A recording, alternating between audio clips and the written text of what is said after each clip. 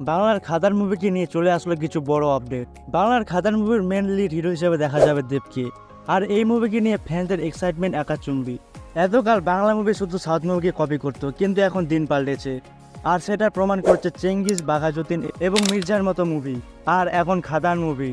অনেকেই ভাবছে খাদান movie কেজিএফকে copy করে বানানো, কিন্তু সেটা নয়। হয়তো কেজিএফ থেকে ইন্সপায়ার অন্য কোনো গল্প হতে পারে, যেমন কাবজা মুভির স্টোরি লাইন ছিল। অনেকদিন পর খাদানের মাধ্যমে সুপারস্টার দেব তার অ্যাকশন আবতারে ফিরে এসেছেন। আর দেব যেহেতু এতদিন পর মাস অ্যাকশন আবতারে ফিরেছে, তো আশা করি ভালো কিছুই হবে। খাদান হাই অ্যাকশন মাস ফিল্ম হতে চলেছে। আর খাদান মুভিতে থাকতে চলেছে মেগা কাস্টিং। এই মুভিতে ভিলেন হিসেবে দেখা যাবে যিশু সেনগুপ্তকে। আর এই মুহূর্তে টলিউডে দেবের মতো সফল অ্যাক্টর কেউ নেই এখন। সুপারস্টার দেব যেই মুভিতে হাত দিচ্ছে সেই মুভি হিট। আর এখন খাদানের পালা। এতদিন খাদানে যা কিছু এসেছে, পোস্টার, টিজার সবই পজিটিভ। আর টলিউডের আপকামিং মুভিগুলির মধ্যে খাদানের হাইপ সব থেকে বেশি। এত সবের মধ্যেও দেখা যাক খাদান মুভি কি বক্স অফিসে হিট হতে পারবে কি পারবে না। খাদান পজিটিভ রিভিউ পেলে ব্লকবাস্টার হবে, ইট দ্য শিওর। তোমাদের কি মনে হয় খাদান মুভি কি ব্লকবাস্টার হবে? অবশ্যই কমেন্ট করে জানাও। তাছাড়া মুভির বিষয়ে জানতে চাইলে আমাকে ইনস্টাগ্রামে মেসেজ করতে পারো। দেখা হবে নেক্সট ভিডিওতে। তখন